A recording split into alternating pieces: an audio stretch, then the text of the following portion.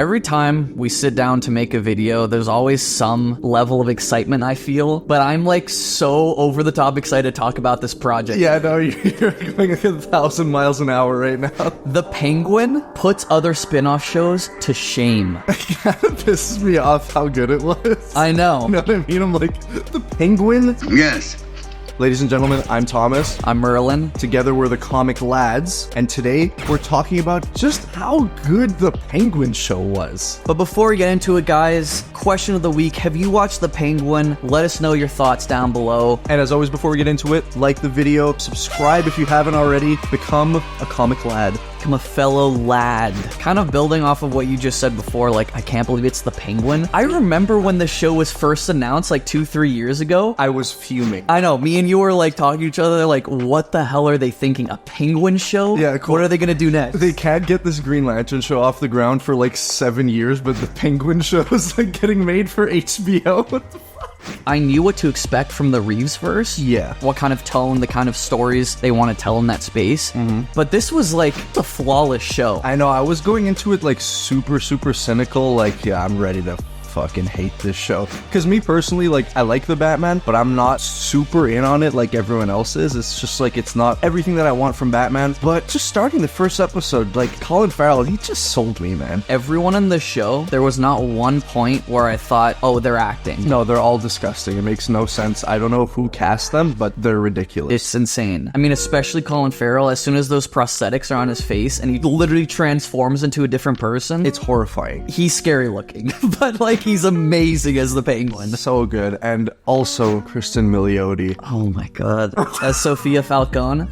The plot of this show was amazing. Yeah, we should do a little quick rundown of it. So obviously, as things leave off in the Batman, you know, part 1 from a few years ago now, Falcone is dead, and there's this huge power surge, and Oz basically sees his chance to finally get to the top. You know, he's been more or less like a grunt, lower-level mob boss for the last couple of years, club owner. Yeah, he's been like Falcone's muscle. Handles all the dirty work. The story basically is just his rise to the top. With his experience as Falcone's muscle, he knows how to play dirty. He knows how to play off of everyone in the Gotham underworld. He's always listening to everyone's dirty dealings and building like a database of information and dirt in his head so that when he's ready to kind of make his move, no one knows what to expect from him. And I love that everyone in that world in Gotham calls him the Penguin. This like derogatory term. Exactly, and I just love, it's like such a great underdog story, but he's not the hero. No, he's not. He is so despicable of a character. I know. Like, there are no redeeming qualities to this guy, bro. But at the same time, his character is so intriguing that you want to follow the story. Yeah, well, it's because everyone else in the show is also like a dog shit human being. And speaking of other people in the show, like you said, Sofia Falcone comes into the picture. It's revealed that she spent the last 10 years as the hangman, you know what I mean, in jail, in Arkham, exactly. Yeah. And she's released, and, you know, with her father's timely death, she now has the opportunity to also get to the top of that family and rule the Gotham underworld. And seeing the cat and mouse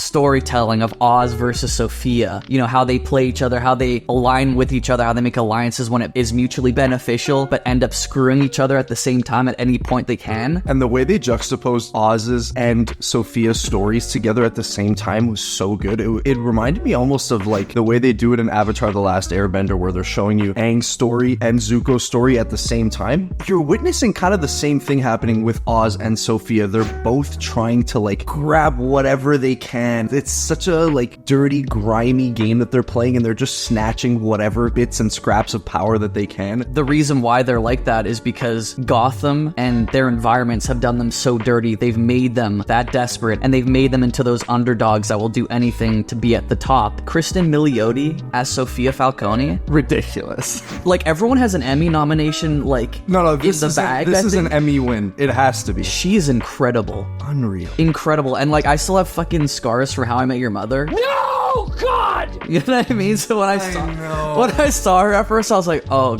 god. It's like, no, fuck, man. But like, I want to see more of this actress. Me too. And I'm really glad that they didn't cop out and kill her. I agree, 100%. It was such a like brutal back to square one moment for her when she just is back in Arkham. I was like, this is so fucking back in Arkham, framed for crimes she didn't even commit. Obviously it's bad for her, but for us it's amazing because she's just shelved for now for the Batman Part 2. We talked briefly about her coming back to Arkham at the end of the series, but let's talk about how she ends up there in the first place. There's one episode where they focus just on her. Oz is in it as a side character almost, in flashbacks as her driver. Yeah. They've sewn these connections throughout these two characters' history. It's not just present day power struggle, seeing them interact. You get to see them in the past. He's just a schmuck on like the lower rungs of the ladder, and she's like the princess of the Falcones. And seeing how he was partly responsible for her ending up in Arkham to begin with, what ends up happening is she figures out that her father has killed her mother and countless of other women. Yeah, you know he is the hangman. Exactly. He's this like Gotham strangler serial killer. I wanted to point out it's such a cool twist on what they introduced in Batman Dark Victory, where Sofia is the actual hangman. Yeah. But in this, it's so cool that she's not, and she's framed for it. Yeah, and that's also like what makes the character so despicable, because he kills all these women, and then when Sofia confronts him about it, you know, and not even in like a very confrontational way, she just brings it up, like alluding to the fact that she knows that he's done this. Yeah, he's like, oh, could you do this to me, Sofia? And he fucking frames her. And the fact that he puts it all on his own daughter. Disgusting. Like you mentioned before, we don't like everything to do with the Batman Part 1. For sure. But we both stood behind how Gotham in this world is portrayed. And how they portrayed Arkham Asylum in that one episode. God. It was horrific. I was getting goosebumps. Yeah, that girl that fucking... It's her own girl, bro. That shit was heinous. I know. This is how I imagine Arkham Asylum being in real life. Absolutely. Just an absolute horror picture show. Yeah, and you know they were just like teasing us with that really crazy, giggling blonde woman. I was like, get the fuck out of here, man. You know, throw a little tease in there. You don't have to outright say her name. It's all good. But yeah, seeing how Sophia's done so dirty, and it makes you sympathize with her. But at the same time, like you mentioned before, there's no good people in the show. And even though you can see that she's done dirty, when she gets out, her actions and her vengeance lead Gia to be an orphan. And it's like the cycle that she's trying to break just continues. And she can't control it. I would like to put an asterisk on one thing you said. There are no good people in the show, except one. Oh no.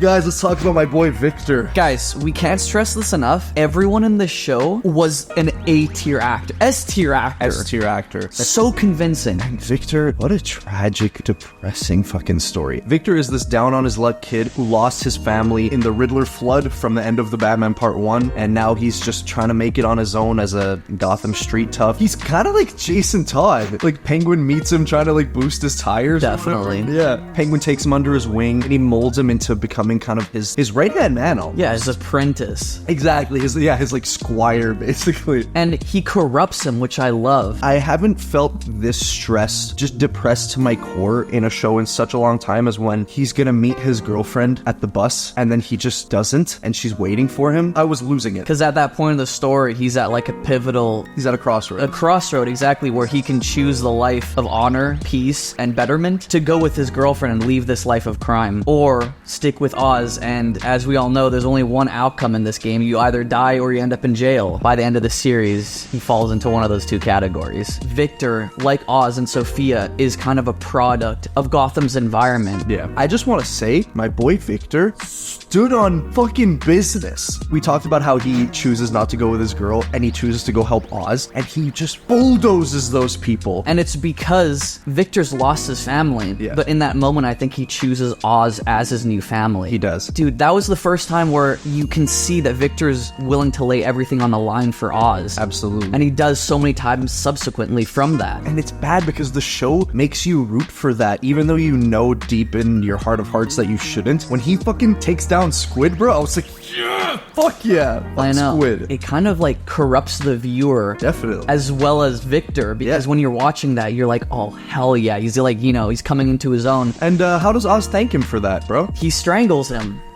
What the fuck? What the fuck? At the beginning of the show, when we first met Vic and it was like he's gonna be his apprentice, I was like, oh fuck, Oz is gonna kill him. But then the show made me be like, no, this is like Oz's son. I was watching the episode finale yesterday at time of recording this video. Yeah. And when we got to the ending, you know, where you see Oz and Victor talking on the bench, having that kind of heart-to-heart, I remember saying out loud, I'm like pleasantly surprised Victor's made it to the end. I was really expecting him to die either as a consequence of Oz's actions, you know what I mean? And I was like, oh my god, this is great. Like, I want to see more of this duo. And as soon as he hits Victor with that line, but listen, kid, I was like, no. No. So bad. I was like that Punisher meme, like, no. Wait. I was like, please no. And again, like the way they balance you sympathizing for Oz and kind of realizing that there isn't anything to sympathize with, he's just an outright monster. They tote the line so beautifully, and that's just the seal at the end where you realize, oh no, this is the villain and he always will be. And you as the viewer and everyone else in Gotham, all of Gotham's underworld, rooted for the wrong underdog. Yeah. We have to talk about another actor on this show. Deirdre O'Connell as Frances Cobb, Oz's mom. One of the most heartbreaking performances I've ever seen in my life. Incredible. I agree. And it's such a roller coaster. I did not know where they were going to take it. When you first see her, you get the sense that she's disappointed in Oz because he's a criminal and he's down on his luck, but you don't know how deep her disappointment and kind of resentment towards him goes until like the last couple episodes when you see Oz's childhood backstory. And building off what you said, you know, when you first see her, when Oz goes to visit her, you can already tell there's a weird relationship there. You know, she's all like, oh, my big strong bull of a son, you have to like make it to the top, get me out of the slums. And already you're like, this is some weird parasitic relationship, but you don't know how deep and twisted it is. Exactly, and who's feeding off of who. Yeah. You know what I mean? And like you said, that episode where you see his backstory, you know, how he kills his brothers to gain the sole affection of his mom. Yeah, but I love that they kept Frances's agency and made her just know what happened. And even at one point in the flashbacks debating killing him because she can see the monster that he is. You can feel that conflict in her, and you as the viewer feel it too, because, you know, like we said before, throughout the whole show, you're rooting for Oz, but you can recognize what a monster he is. And I feel like that's kind of played in the same theme as what the mother's feeling. And I really love that they just gave her all the agency that they could at the end and just had her stick it to him and tell him everything that she's been feeling for years, that she hates him, that he disgusts her, that he killed her sons. And then she fucking stabs him, and I was like, this is amazing. And you know, the tragic ending to that character is that she ends up as a vegetable. And that scene at the very end where Oz finally gives her everything that he's promised throughout his life, you know, the penthouse view of the city, and she's a vegetable, and you just see her crying, the tears streaming down her face, but she can't move. And he's keeping her alive as this like selfish, almost like trophy of his accomplishment. You know what I mean? It is a trophy. And then he fucking goes downstairs, and his girl from earlier in the show is dressed up as his mom and like is role-playing her. I'm like, giving him words of affirmation. Who the fuck was I rooting for? I was like, what the fuck, man? This show put me on such a roller coaster. And then it pans out and the fucking bat signal turns on. I was like, oh shit. Okay, this is something that I really want to talk about. Okay. Where the fuck was Batman? Like, seriously. Thank you. Because, listen, we're absolutely glazing the Penguin show, rightfully so. I've seen so many The Batman glazers be like, Bruce, like, sustained many injuries. He just took a shotgun blast to the chest, and Alfred's not feeling well. Like Batman would be out the next night. What's Alfred gonna do? Like, oh, please stay, Master Wayne, and make me tea. Like, he's fine. Well, not only would he be out the next night, but with everything happening too, yeah, Batman's role in Gotham is stopping crime. Entire city blocks are exploding, whole crime families are being gassed in their own mansions, and Batman's like, It's frustrating too, because I think there was such a missed opportunity there to have an episode from the villain's perspective. Yeah. Running away from the Batman and trying to outsmart him. Exactly, and you don't even have to show him. There was not one time where one of the criminals was like, oh shit, we shouldn't be here. Like, what if he comes and finds us? Like, you want to feel like the Batman's almost an elemental force. Exactly. You want to feel like he's like, I don't want him to beat Penguin at the end of the show. That's not the point. But I want to feel like he is a couple steps behind. Like, like at least following these breadcrumbs. We could have had just some shots of just the shadows, you know what I mean? And just like a figure outline following. I just would have really loved an episode, just one episode where you get to see Oz or, you know, the crime family. Just acknowledge that he exists. I know, and that they're Batman scared of closing him. in, but no one even mentions him throughout the show. That's not one mention of him. That's the one thing that I'm just like, you kind of missed me there. Make me feel like a little more like it's in the same world when none of the other actors also appear except for that one like police chief who like talks like this, you know, his voice. Like he's the only one that kind of also reprises his role, and I'm just like, pull me back into the Batman universe a little bit more, you know what I mean? Speaking of the Batman universe, seeing the Penguin just proves that like this world that Reeves has created Works. It works, and it frustrates me so much that this isn't part of DC Studios and the DCEU. I know, man, and people are like, oh, but the tones don't mesh. I'm like, that's the fucking point. I know. That's the point. You're supposed to have all these differing tones and moods. Like, Gotham is supposed to be this anomaly of a city that exists in an otherwise super heroic and fantastical world. When The Brave and the Bold and James Gunn's take on Batman finally comes out, Yeah. I'm just gonna be thinking about this world and all the different potential it has, you know what I mean? All the different ways they can tell stories in it and different Yeah. characters. And the fact that they took a character like the Penguin and made it as good of a show as it is, And they get the aesthetic of Gotham and that whole Batman mythos so right. It's like a no-win situation for James Gunn's Batman. It's either going to be something wildly different looking so that it doesn't like clash with this, which then I'm like, this Gotham feels more like Gotham than James Gunn's will, or it's going to just look like this one and then I'm going to feel like it's unoriginal. We just don't want two Batman. I would want this to be part of the DCU because it's just more streamlined. Yeah. You know what I mean? And it's a world that, especially after this project, I was already intrigued with the Batman, but after the Penguin, I just want to see more of it. Another thing that I want to bring up about this whole world is this show literally puts all of the MCU spin-off shows to shame. You know what I mean? No, but like, listen, whenever there's a new MCU spin-off show, the pitch is always, oh, because it's not a theatrically released product, we can tell more like tonally diverse stories. We can like, you know, push the mature ratings. We can tell darker stories that are not so much in that kind of like popcorn flick aesthetic. And when they come out, they're just awful. It's because Disney Plus doesn't know how to write interesting TV. They don't know the concept of show versus tell. They don't know how to write a 9-episode or a 6-episode plot. They know how to write 2 hours of plot and stretch it out Like butter scraped over too much bread, you know, like Bilbo says, over 9 episodes, and it just doesn't work. HBO gets it, bro. Yeah, and they put those other shows to shame. It does. I have to say, and it's frustrating because the MCU has just been pumping out show after show after show, all these spin-off characters getting their own projects. Nothing feels fresh with the shows that are coming out. And I think that's part of why when this was announced, The Penguin, we were both so fucking cynical and annoyed about it. Yeah, 'Cause we're rolling like, our eyes. oh my god, man, another spin-off? Like, fuck off. And then it was like, oh shit, you can actually do it exceedingly well. Yeah, and it just proves that these characters aren't always what lead these shows and what make them successful. It's the writing, it's the storytelling. Much like the theme of the show itself, this is the perfect underdog story. It is. Do you know what I mean? Like, Penguin coming up, we were like, there's no way this is gonna be good. Yeah, that's fucking elite. It's amazing. Oh, good. If you haven't watched the show, Yeah, watch it right now. I'm not always for streaming platforms, but I would say in this case, get a subscription to Crave Or HBO Max. or HBO Max, exactly. Yeah, we live in Canada, guys.